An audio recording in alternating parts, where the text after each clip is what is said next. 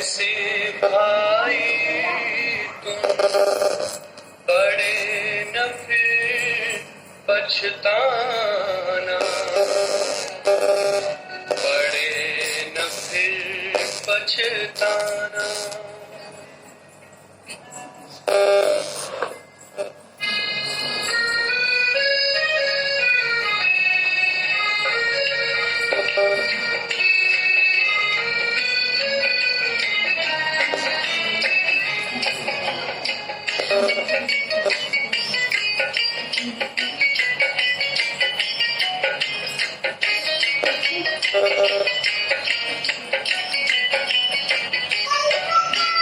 कर्म करो ऐसे भाई तुम बड़े न फिर पछताना, बड़े न फिर पछताना। कर्म करो ऐसे भाई तुम बड़े न फिर पछताना, बड़े न फिर पछताना। एक दिन तो धर्मराज को पड़ेगा मुख दिखलाना, पड़ेगा मुख दिखलाना। एक दिन तो धर्मराज को पड़ेगा मुख दिखलाना, पड़ेगा मुख दिखलाना। कर्म करो ऐसे भाई तुम बड़े न फिर पछताना, बड़े न फिर पछताना। कर्म करो ऐसे, कर्म करो, कर्म करो ऐसे, कर्म करो।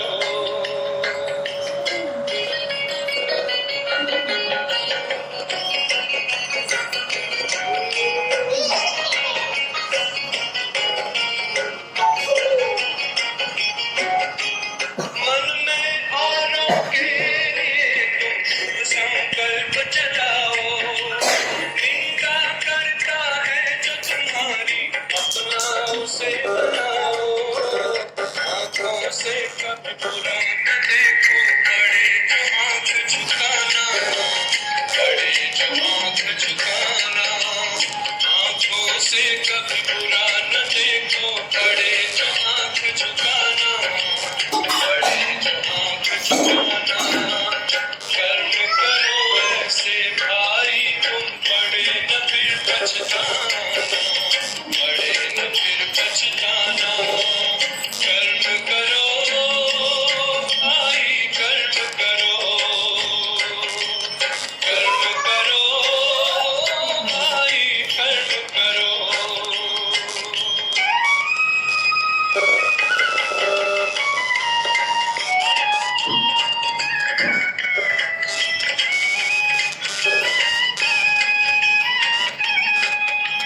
मुख से औरों को दुख देने वाले बोल न बोलो, अपने मुख से ज्ञान रतन भंडारे अब तुम खोलो। कानों से कभी सुनो न ऐसा, बड़े जो कान कटाना, बड़े जो कान कटाना। कानों से कभी सुनो न ऐसा, बड़े जो कान कटाना, बड़े जो कान कटाना। कर्म करो ऐसे भाई तुम बड़े न फिर पछताना, बड़े न फिर पछताना।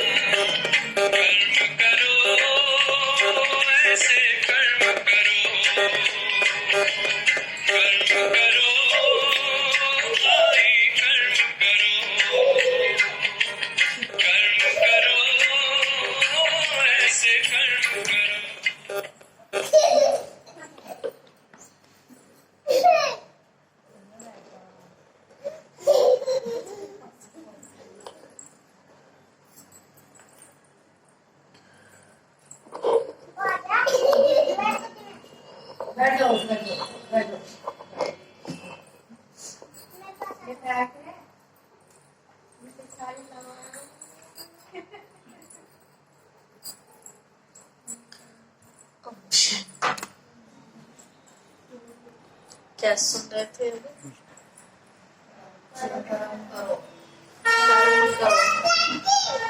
कैसे?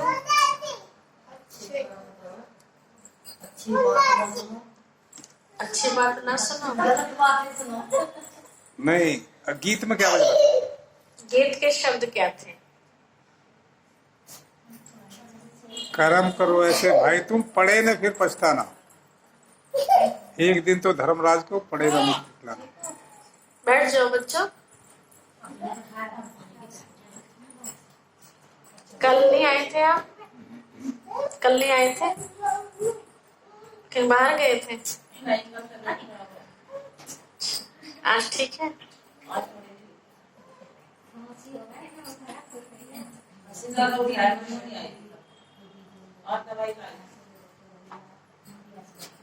कभी ऐसा होता है ना, बहुत इमरजेंसी हमारी क्लासेस चल रही होती हैं और तबीयत खराब है, जैसे खांसी बता रहे हैं ना, तो मुंह में इलायची डाल लो या लौंग डाल लो तो फिर खांसी कम उठती है।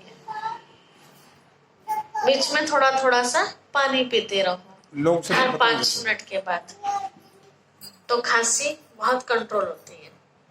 वैसे भी नॉर्मल भी आप डाल के रखोगे तो बहुत आराम मिलता है,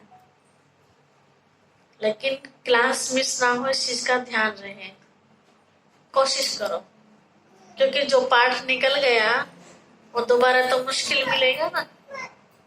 कल जो भी बातें हुई हैं आप उससे वंचित रहे। अगर बहनों से भी आप पूछना चाहेंगे तो सारा तो नहीं मिल पाएगा, है ना। तो कल क्या सुनाया था? क्या बताया था कल?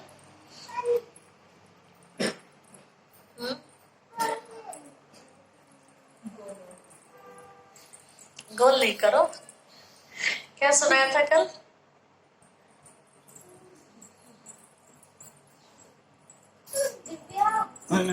किसी को भी याद नहीं है?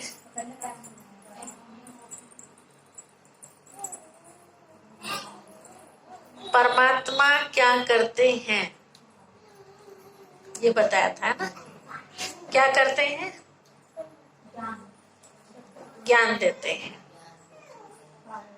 पालना करते हैं और विनाश कराते हैं। तो ज्ञान किस चीज का देते हैं?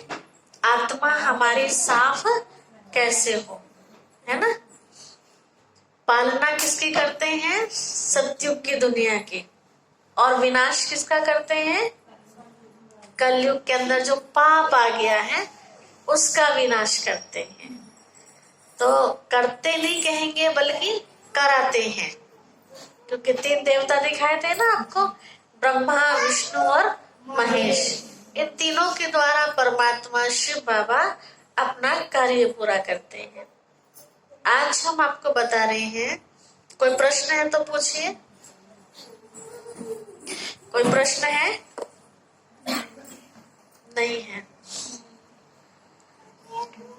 आपके पास बड़े फोन है जिनके पास, एक बार क्लास बीच में सुन लिया करो, क्योंकि हम YouTube पर डाल देते हैं उसको। सुनो। तो फिर याद तो रहना चाहिए। वही के बच्चे बनेंगे। फिर रिपीट हो गया ना, भाई रात को भी सुन लिया, फिर मोबाइल में भी सुन लिया, फिर तो याद हो जाना चाहिए ना। देखो, याद ना रहने का कारण क्या है? नहीं, कल क्या खाया था इस टाइम याद है? कल इस टाइम क्या खाया था याद है? याद करेंगे तो आ जाएगा। तो वो तो होगा शरीर का भोजन ही, आत्मा का भोजन। आत्मा का भोजन भी तो याद रहने चाहिए। हाँ, भोजन तो वैसे भी याद, तो ये वाला भोजन भी याद रहना चाहिए। ये आत्मा का भोजन है, ये आत्मा का भोजन, ज्ञान जो ही आत्मा का भोजन है, वो शरीर का भोजन है। एक बार को उसे भूल जाएंगे हमने कल क्या खाया था, वो चलेगा, लेकिन हमने कल क्या सुना था अगर इसे भूल गए तो नुकसान होगा, है ना। तो नुकसान नहीं होना चाहिए। तो आज हम आपको बता रहे हैं शिव और शंकर में अंतर। ये देख रहे हैं आप, आज तक हम इन दोनों को एक मानते आए थे। ये एक है, लेकिन सच्चाई है कि ये दोनों एक नहीं है, अलग अलग है। कैसे? आप देख रहे हैं शंकर जी को कैसे बैठे हुए हैं? क्या कर रहे हैं शंकर जी? ध्यान लगा रहे हैं। किसका ध्यान लगा रहे हैं? शिव जी का ध्यान लगा रहे हैं, है ना? क्योंकि जिसका भी ध्यान, आप सब भी ध्यान लगाते होंगे, तो जिसका भी ध्यान लगाते हैं तो उसकी मूर्ति को सामने रखते हैं। अगर सामने मूर्ति नहीं होती है तो जब ध्यान करते हैं तो बुद्धि में उनकी तस्वीर आ जाती है, जिसका भी हम ध्यान करते हैं। तो ऐसे शंकर जी के सामने शिवलिंग को दिखाते हैं, तो इससे सिद्ध हो रहा है कि शंकर जी उन्हीं का ध्यान लगा रहे हैं। ये चीज हमने पहले भी आपको बताई थी कि व्यक्ति ना तो अपना ध्यान लगाता और ना अपने से छोटे का ध्यान लगाता। ध्यान हमेशा अपने से बड़े का लगाया जाता है। तो यहाँ सिद्ध हो रहा है कि शंकर जी से बड़े वो शिव निराकार, जिनको प्यार से शिव बाबा कहते हैं। ठीक है। दूसरी क्या पहचान है कि अलग अलग है। पहला तो ये हम अपने जैसा देख रहे हैं इनको, ठीक है। दूसरा ध्यान अवस्था में बैठा हुआ दिखाया है। अगर ये खुद बड़े हैं, सारी दुनिया के मालिक हैं, तो फिर ये किसका ध्यान लगा रहे हैं? तो इसका मतलब इनसे बड़ा कोई और है, ठीक है। फिर अगर किसी से पूछा जाए कि शंकर जी कहाँ रहते हैं, तो क्या बताएंगे? कैलाश पर्वत पर।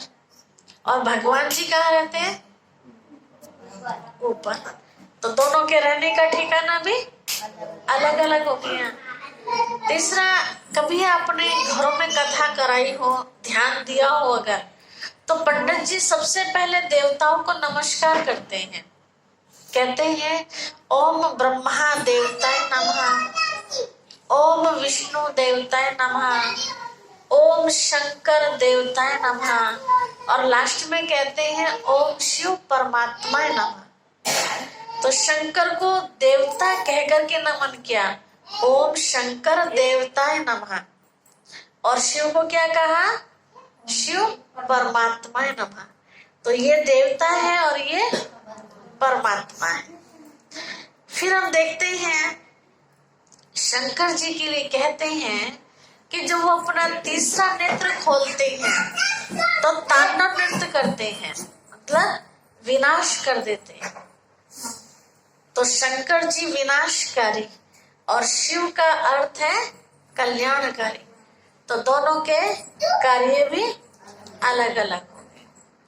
तो हर वर्ष हम शिवरात्रि या महाशिवरात्रि मनाते हैं। कभी किसी ने शंकर रात्रि मनाई या शिव शंकर रात्रि? नहीं, केवल क्या कहते हैं? शिवरात्रि या फिर महाशिवरात्रि। तो रात्रि किसकी मनाते हैं? अब रात्रि क्यों कहा? देखिए, किसी का भी जन्म होता है, चाहे रात को 12 बजे हो, 1 वर्ष पूरा होगा तो हम उनका जन्म रात्रि मनाते हैं या जन्म दिन मनाते हैं? जन्म तो रात में हुआ था तो रात्रि मनानी चाहिए ना, लेकिन जन्म दिन मनाते हैं। शिव का भी जन्म हुआ, मतलब अवतरण हुआ, तो उनकी यादगार में शिवरात्रि मनाते हैं। किसी भी पूछो ना भक्त से, भाई शिवरात्रि क्यों मनाते हैं? कहते हैं अरे भगवान शिव धरती पर अवतरित हुए, उसकी यादगार में शिवरात्रि मनाते हैं। जैसे कृष्ण ने जन्म लिया तो कौन सा त्योहार मनाया? जन्माष्टमी। श्री राम जी ने जन्म लिया तो कौन सा त्योहार मनाया? रामनवमी, दशहरा। वो तो रावण का मरने वाला दिन है, ठीक है। तो ऐसे शिव बाबा धरती पर आए तो शिवरात्रि मनाएंगे। वो कौन सी रात थी जिसमें शिव बाबा आए? कौन सी रात थी वो? शिवरात्रि। शिवरात्रि तो नाम रखा गया, उस रात्रि को आए शिव बाबा। तो कौन सी रात थी वो? वो तो नाम रखा गया, शिव आया उस रात को, इसलिए शिवरात्रि कहा। 14 की रात, अर्थात क्या मतलब है इसका? शिवरात्रि कौन सी रात में आते हैं? वो है अज्ञानता की रात। जब चारों तरफ अज्ञानता छा जाती है, जब मनुष्य अपने आप को भूल जाता है कि मैं कौन हूँ, मैं कहाँ से आया हूँ, मैं क्यों आया हूँ, मेरा धर्म कर्म क्या है, मेरा पिता कौन है, ये सब कुछ हम भूल जाते हैं तो उसको अज्ञानता की रात कहते हैं। अब क्या मिल रहा है हमें? ज्ञान का प्रकाश मिल रहा है। तो अज्ञानता को अंधकार कहा जाता और ज्ञान को प्रकाश कहा जाता है। आज कुछ ज्यादा हलचल में बच्चे।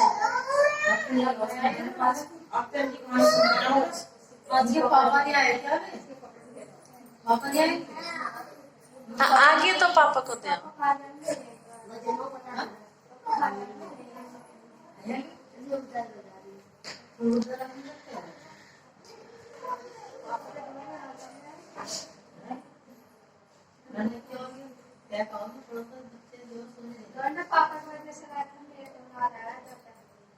पापा के पास मन नहीं लगता होगा, है ना? मन नहीं लगता होगा।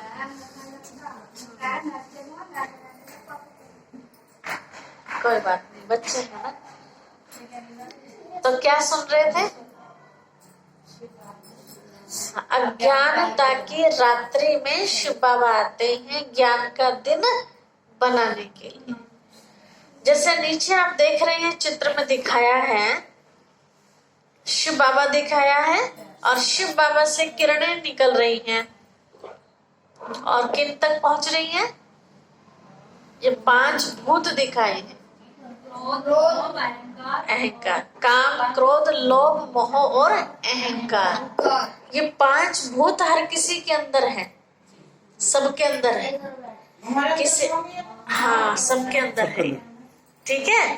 अब ये क्या चीज है? देखो, काम कहते हैं जो गलत काम हम करते हैं, गलत सोचते हैं, गलत देखते हैं, कई बार गलत बोलते हैं, गलत करते हैं, उसे कहते हैं काम। ठीक है। क्रोध, वो तो समझते होंगे। हाँ।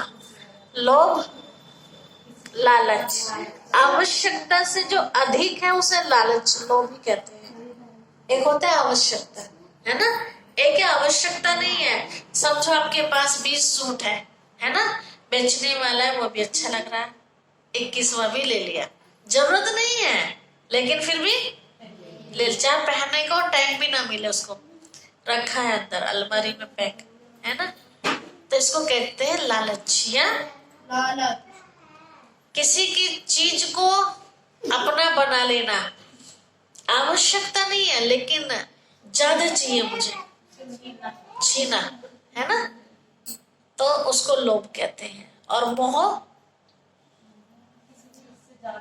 लगाओ, हाँ, कि उसके बिना हम रह नहीं सकते।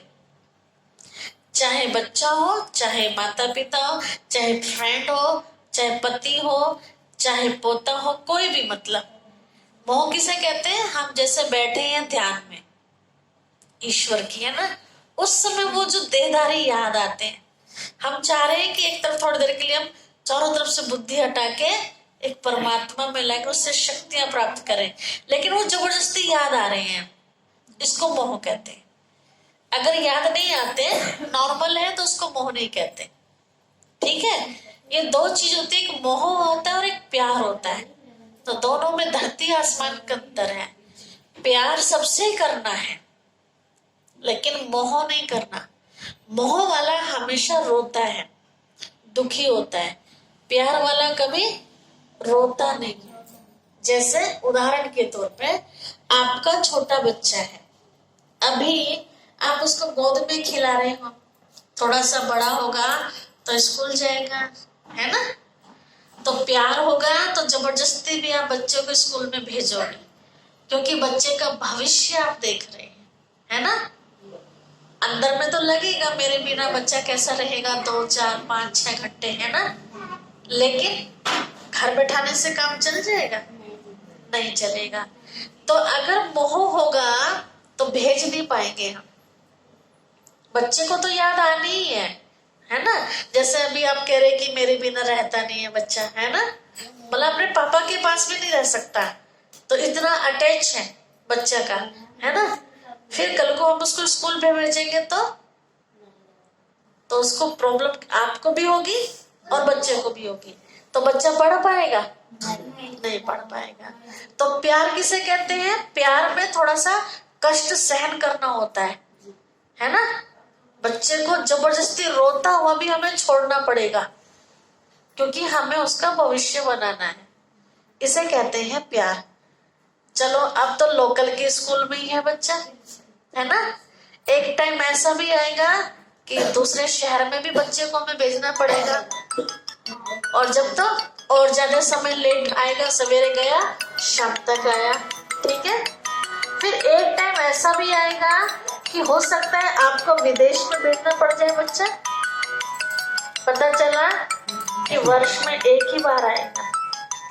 जैसे हॉस्टल में छोड़ देते हैं, चलो विदेश की बात छोड़ो, इंडिया की बात करते हैं। कहीं अगर बच्चे को हॉस्टल में छोड़ना पड़ जाता है तो बच्चे को फोन पे बात भी नहीं करने देते। हफ्ते में 1 दिन बात करने को मिलेगी, और बच्चे के पास मोबाइल भी नहीं होगा। सीधा ऑफिस में फोन जाएगा, 10 तरह की इंक्वायरी वो करेंगे, उसके बाद आपके बच्चे से थोड़ी सी बात कराएंगे, ज्यादा भी नहीं। बस इतना ही आप पूछ पाओगे, बेटा खाना ठीक से खाते हो, ठीक से पढ़ रहे हो, कोई परेशानी तो नहीं है? 5-7 मिनट मुश्किल से, ज्यादा लंबी रामायण भी नहीं खींच सकते। तो अगर मोह होगा तो हम भेज पाएंगे अपने से दूर बच्चे को? नहीं जी। और जब भेजेंगे नहीं तो क्या होगा? हम तो दुखी है ही, और बड़ा हो गया बच्चा भी दुखी, क्योंकि जब पढ़ेगा लिखेगा नहीं तो फिर कहाँ खुरपा चलाएगा, है ना, या ठेला चलाएगा, है ना। ऑफिस वाला लायक तो बनेगा नहीं ना। और हम क्या चाहते हैं अपने बच्चे को बनाना? हमारा बच्चा नवाब बन जाए। तो नवाब बनाने के लिए क्या करना पड़ेगा? तो मम्मी से मोह करना पड़ेगा। मम्मी आपके बिना आप नहीं जा सकते, हमारा मन नहीं लगेगा, जाना पड़ेगा। कुछ बनना है तो हमें एक दूसरे से अलग होना पड़ेगा। ज्यादा समय थोड़ी होना है, पढ़ाई के लिए तो होना, फिर वापस मम्मी के पास ही आ जाना है ना। तो ऐसे छोटे पद से ही बच्चे के लिए थोड़ा सा हमें ध्यान देना चाहिए। बिल्कुल अपने पास चिपका के नहीं रखना चाहिए। थोड़ा खेलने दो बाहर भी, ध्यान रखो कैसे खेल रहा है, चोट वोट ना लगा ले। सड़क पे नहीं भेजो, आंगन में कभी गिरेगा कभी उठेगा, गिरेगा उठेगा, तो बच्चा क्या होगा? मजबूत होगा, है ना। और हम करते क्या, जरा सा गिरा एकदम उठाने के लिए भाग जाते हैं, है ना। उसको हम नाजुक बना रहे हैं, तो नाजुक ना बनाए, थोड़ा सा मिट्टी में भी खेलने दो। मिट्टी में खेलने से बीमारी खत्म होगी। फिर नहला दो, गर्मी पड़ रही है, क्या फर्क पड़ रहा है ना। हम सोचते हैं जरा सी भी मिट्टी ना लग जाए हमारे बच्चे को, है ना, नहाना पड़ जाएगा। ये बात सही है काम पड़ जाएगा, है ना तो चलो ऐसा लगता है तो बच्चे को फिर हम सिखा दे, है ना, कि चलो बाल्टी में पानी रखा हुआ है, टोटी खोलो और नहा लो, है ना। तो वो काम हल्का हो जाएगा, है ना। तो फिर अपने आप करना चाहिए ना वो काम। तो ये है मोह, ठीक है। अब अपने आप को हम चेक करेंगे कि हमें मोह है या हमें प्यार है, ठीक है। प्यार है तो बहुत अच्छा है। देखो प्यार किसी पड़ोसी से भी हो जाता है, पड़ोसी के बच्चे भी तो अच्छे लगते हैं ना हमें, लेकिन उनसे हमें कभी मोह नहीं होता। जब वो बच्चा कहीं जाता है तो हमें आंसू आते नहीं आते। पड़ोसी के बच्चे के लिए नहीं आते ना। हमें पता है बच्चा इनका जा रहा है कहीं, हाँ ठीक है जा रहा होगा, लेकिन नफरत भी तो नहीं हमारे अंदर उसके लिए, प्यार है उस बच्चे से। लेकिन अपना बच्चा जब जाता है तो टुकुर टुकुर होने लगती है ना। पता नहीं इसे कोई पूछेगा भी, टाइम पे नहीं पूछेगा, खाएगा पिएगा क्या करेगा, 70 तरह के प्रश्न हमारे मन में खड़े हो जाते हैं। इसे कहते हैं मोह। अच्छा फिर आता है अहंकार। तो तो अहंकार किसे कहते हैं? दो चीजें होती है इसमें, एक होता है स्वाभिमान और एक होता है अभिमान। तो दोनों में अंतर है, स्व अभिमान और अभिमान। स्व अभिमान उसे कहते हैं हमारे अंदर जो खासियत है, शिव बाबा ने जो विशेषता हमारे अंदर भरी है, उसके चिंतन में रहना, उसके नशे में रहना कि ये गुण भगवान ने मेरे अंदर भरा है, उसको यूज करना। ठीक है, अभिमानवश नहीं, सेवा भाववश कि ये मुझे मिला है, समझो अच्छा बोलने का तरीका मेरे पास है, तो ये खूबी किसने भरी मेरे अंदर? शिव बाबा ने भरी। ठीक है, अगर मैं शिव बाबा को भूल के और मैं ये सोचूं कि मैंने तो अपने आप सीखा है बोलना, तो उसे क्या कहेंगे? अभिमान कहेंगे। जैसे कईयों को आपने देखा होगा, किसी का मकान बहुत अच्छा होता है, बहुत मेहनत से बनाया होता है, और आप उन्हें बधाई देने जाओ कि वाह बधाई हो आपको, कितना बढ़िया आपने मकान बनाया। तो जो समझदार लोग होते हैं ना, वो कभी ये नहीं कहते हाँ जी हमने बहुत अच्छा मकान बनाया, वो क्या कहते हैं? जी भगवान जी की कृपा से बन गया है ना, या कहेंगे हमारे इष्ट देवताओं ने हमारे पे कृपा की, तो या गुरु जी की कृपा से बन गया। मतलब अपने आप को आगे नहीं रखते, जबकि मेहनत किसने की? खुद ने तो की है, लेकिन याद किसको किया? ऊपर वाले। अपनी मेहनत का श्रेय उनको दे दिया। मकान तो हमारा ही है ना, सुख भी हम ही ले रहे हैं। या कई कहते हैं भाई आपका मकान बहुत बढ़िया है, तो कई बार क्या कहते हैं जी आपका ही तो है, हमारा कहाँ है ना। क्या वो चला जाता उनके पास मकान? अपने पास ही रहती है ना। तो इसको कहते हैं निरहंकारी, है ना।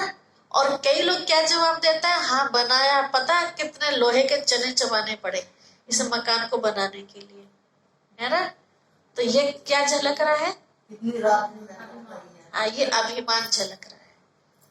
तो जो भी हम मेहनत करें, तो मेहनत करने की पावर भी हमें कहाँ से मिली? कहाँ से मिली? शिव बाबा से, है ना। लोहे के चबाने चने भी पड़े तो चबाने के लिए भी तो ताकत चाहिए ना। वो ताकत कहाँ से मिली? शिव बाबा से मिली। नहीं तो दांत टूट भी तो सकते थे, लेकिन टूटे नहीं ना, शिव बाबा ने ताकत दी। ठीक है। अच्छा, छठा विकार क्या है? आलस्य। ये सबसे खतरनाक विकार है। अगर आलस्य होगा हमारे जीवन में, तो कभी भी हम आगे नहीं बढ़ सकेंगे। आलस्य को त्यागने के लिए अपने सामने हम अपने लक्ष्य को रखें कि मुझे ये मंजिल हासिल करनी है।